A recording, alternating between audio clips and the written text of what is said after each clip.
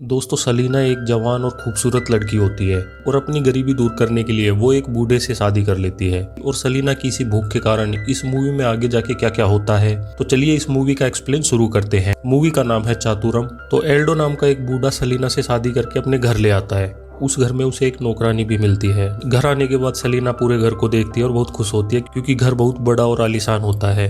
रात को फ्रेश होके वो अपने कपड़े बदल के बालकनी में जाके बैठ जाती है। तभी वहाँ पे एल्डो आता है, लेकिन एल्डो गर्म हुआ रहता है और वो सलीना के साथ छेड़छाड़ करने लगता है और जबरदस्ती करने लगता है। लेकिन सलीना बहुत मना करती है, लेकिन एल्डो भी एक नंबर का ठरकी होता है। वो सलीना को नहीं छोड़ता और वहीं उसका काम तमाम कर देता है। फिर अगले दिन किचन में सलीना काम कर रही होती है, तभी एल्डो आता है और उसे मारने पीटने लगता है। वो बोलता है कि तुम बाहर क्यों गई, क्योंकि एल्डो को सलीना का बाहर जाना बिल्कुल भी पसंद नहीं होता। इस वजह से एल्डो सलीना को बहुत ही ज्यादा बुरा भला बोलता है, लेकिन सलीना भी ये सब चुपचाप सहती रहती है। थोड़ी ही देर बाद सलीना को वहाँ एक चेस बोर्ड दिखाई देता है और सलीना अकेले ही चेस खेलने लगती है। लेकिन फिर वहाँ पे एल्डो आ जाता है और एल्डो भी सलीना के साथ चेस खेलने लगता है। लेकिन सलीना हंसते हंसते ही एल्डो को हरा देती है। एल्डो को सलीना की हंसी और अपना हारना बहुत बुरा लगता है और सलीना को वो फिर से मारने लगता है। लेकिन सलीना इस बार पिटती रहती है लेकिन हंसती रहती है।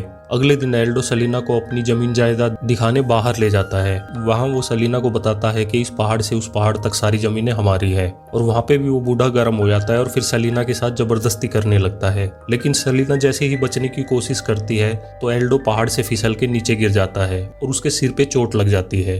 फिर एल्डो उस चोट के कारण पैरालाइज हो जाता है और कुछ दिन हॉस्पिटल में रखने के बाद सलीना उसको वापस अपने घर ले आती है। घर ले आने के बाद उसे एक बेड पे लिटा देती है। बेड पे लिटाने के बाद सलीना उससे छेड़खानी करने लगती है, मतलब एक तरह से मजे लेने लगती है। एल्डो चाह कर भी कुछ नहीं कर पाता। फिर अगले दिन नौकरानी और सलीना एल्डो को एक चेयर पे बिठाने की कोशिश करते हैं ताकि उसे बाहर घुमा के ला सके, लेकिन वो दोनों काफी कोशिश करने के बाद भी ये सब नहीं कर पाते। तो सलीना नौकरानी को बोलती है कि एक नर्स हायर करनी पड़ेगी ताकि वो एल्डो का ध्यान रख सके। फिर अगले दिन एक मेल नर्स मोहन एल्डो का ध्यान रखने के लिए आता है। वो सलीना को देखता है, लेकिन मोहन भी सलीना की खूबसूरती देखकर अट्रैक्ट होने लगता है। फिर मोहन एल्डो की बीमारी की फाइल मांगता है तो सलीना उसको देती है और सारे काम समझा देती है। फिर मोहन उसकी साफ सफाई का और दवाइयों का अच्छे से ध्यान रखने लगता है। और मोहन को घर में इधर उधर घूमते टाइम सलीना के कुछ कपड़े दिखाई देते हैं। वो उन कपड़ों से सलीना को महसूस करने लगता है। सलीना को चेस खेलना अच्छा लगता था, लेकिन मोहन भी एक दिन चेस देखता है और वो अकेले ही खेलने लगता है। इतने में सलीना वहाँ पे आ जाती है और वो दोनों चेस खेलने लगते हैं। अब इन दोनों में एक प्यार भरी बॉन्डिंग बनने लगती है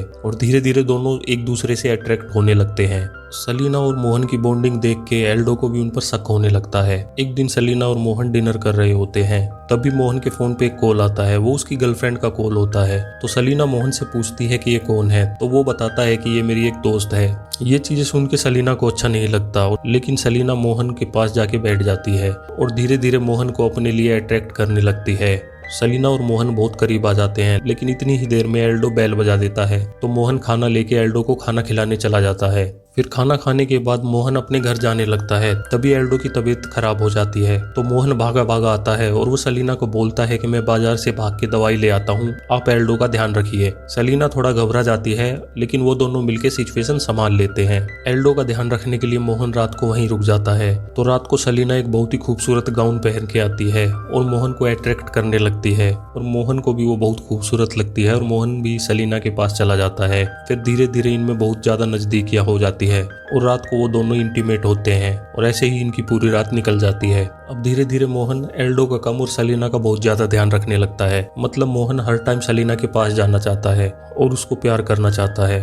अब मोहन और सलीना रोज रात को इंटीमेट होने लगते हैं। एक रात को सलीना और मोहन एक साथ सो रहे होते हैं। तो सलीना मोहन को बताती है कि अगर हम एल्डो को हटा दे तो बहुत सारे पैसे मेरे पास आ जाएंगे, फिर मैं तुम्हें पैसे दे दूंगी और तुम भी अपना काम शुरू कर देना। तो ये बातें सुन के मोहन चौंक जाता है और थोड़ा डर भी जाता है, लेकिन सलीना से प्यार के कारण और ठरक के कारण मोहन उसकी बात मान लेता है। अब ऐसे ही इनकी जिंदगी चलती रहती है। तो एक दिन सलीना और मोहन दोनों खाने में कुछ मिला के और दवाइयों का ओवरडोज करके एल्डो को खाना खिला देते हैं और एल्डो की मौत हो जाती है। मोहन बेचारा घबरा जाता है, लेकिन सलीना रोने पीटने का नाटक करती रहती है। एल्डो के मरने के बाद सलीना दवाइयों और कागज के पेपर जला रही होती है, तभी एल्डो का बड़ा भाई आ जाता है और वो सलीना पे इल्जाम लगाता है कि तुमने ही एल्डो को मारा है और वो गुस्सा होकर वहां से चला जाता है। जाता है, फिर पुलिस स्टेशन में जाके उसके लिए रिपोर्ट लिखा देता है। एल्डो को अपने रास्ते से हटाने के बाद मोहन बेचारा परेशान रहता है क्योंकि वो दिल से उसे मारना नहीं चाहता था, लेकिन सलीना के प्यार के कारण और सलीना की जिस्म की भूख के कारण उसने सलीना का साथ दिया था। इसी कारण वो बहुत मेंटली टॉर्चर से गुजर रहा होता है। एक दिन मोहन के पास पुलिस वालों का फोन आता है और वो मोहन को सलीना के घर पे बुलाते हैं ताकि वो इंक्वायरी कर सके। एक लेडी पुलिस ऑफिसर सलीना से सारी बातें पूछने लगती है कि कैसे क्या हुआ, लेकिन लेडी पुलिस ऑफिसर को 100% सलीना पे शक होता है और वो सलीना के साथ गहरी तफ्तीश करती है। मोहन भी वहां आ जाता है और मोहन भी अपना बयान दर्ज कराने लगता है।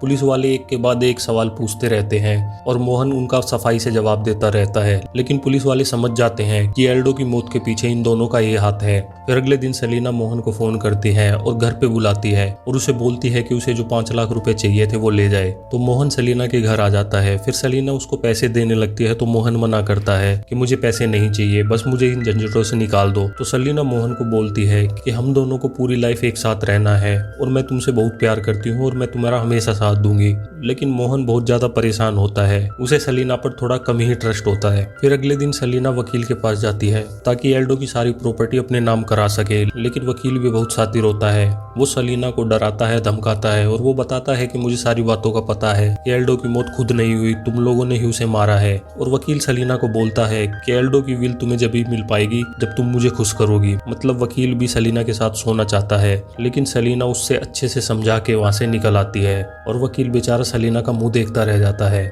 फिर सलीना घर आने के बाद मोहन के साथ लंच कर रही होती है, तभी एल्डो का बड़ा भाई वहां आता है और वो गुस्से में सलीना को बहुत बुरा भला बोलता है और सलीना को बहुत सारी गालियां देता है और वो बोलता है कि तुमने एल्डो की सारी प्रॉपर्टी हड़प ली, उसमें मेरा भी हिस्सा है।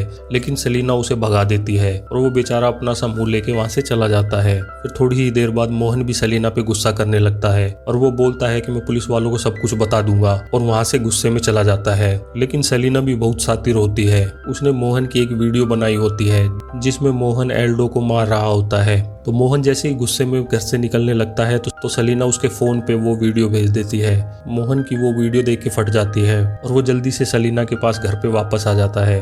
अब मोहन घर पे आने के बाद सलीना पर बहुत गुस्सा करता है, लेकिन सलीना उसे प्यार से समझाती है कि तुम्हें मेरे ही साथ हमेशा रहना पड़ेगा वरना तुम ही फंसोगे, मेरा कुछ नहीं बिगड़ेगा। और फिर सलीना अपनी प्रेगनेंसी किट भी दिखाती है और वो मोहन को बताती है कि मैं तुम्हारे बच्चे की माँ बनने वाली हूँ। अब मोहन बेचारे के पास कोई चारा नहीं रहता और वो हमेशा के लिए सलीना के पास ही रहने लगता है और अपनी गर्लफ्रेंड को छोड़ देता है और यहीं पे अपनी कहानी खत्म होती है।